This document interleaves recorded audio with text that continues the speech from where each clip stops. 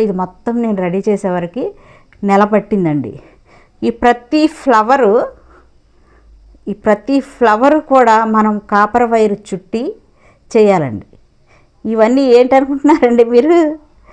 ఇవేంటనుకున్నారు? కుందన్స్ అండి.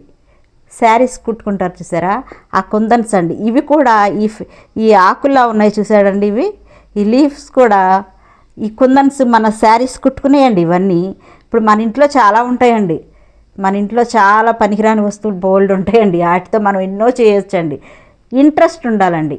Main interest ఉండి మనం చేయగలిగితే అసలు ఏ వస్తువు కూడా మనకి పనికిరానిది అని అనిపించదండి.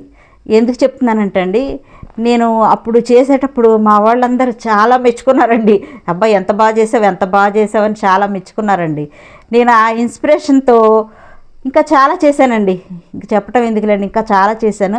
ముందు వీడియోస్లో మీకు చూపిస్తానండి నేను ఎలా చేశాను, ఏం చేశాను, ఏం చేశాను అనేది మీకు ముందు వీడియోస్లో చెప్తానండి. నేను ఎక్కడికి వెళ్ళాను ఈ విషయంలో కూడా నేను ఒక వర్క్షాప్ చేశానండి. అది కూడా మీకు ముందు వీడియోస్లో చెప్తానండి.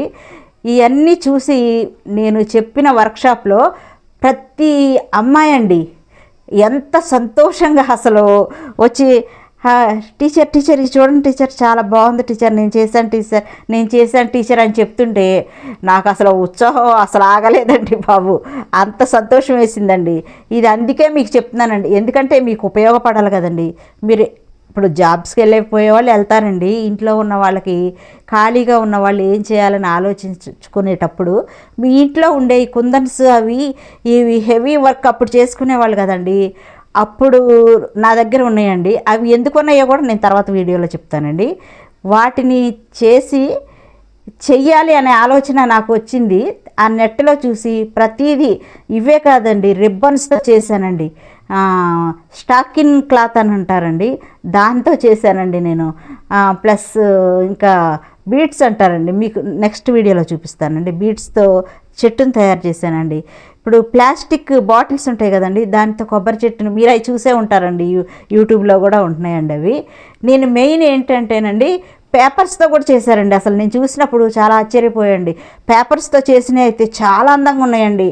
కానీ అండి పేపర్స్తో చేస్తే కొన్నాళ్ళే ఉంటాయండి. కొన్నాళ్ళుండి కలర్ చేంజ్ అయిపోతాయి, పొట్లిపోయినట్టు అయిపోయి, కలర్ పొట్లిపోయినట్టు అయిపోయి అసలు ఇక అవి చూడటానికి కూడా బాగోవండి. నేను ఏదైనా చేస్తే గట్టిగా చేయాలి, కొన్నాళ్ళు ఉండేలా చేయాలనుకొని ఇంత కష్టపడి నేను ఇవి చేశానండి. మీరందరూ కూడా ఇలా ఈ విషయంలో మీరు నన్ను ఉదాహరణగా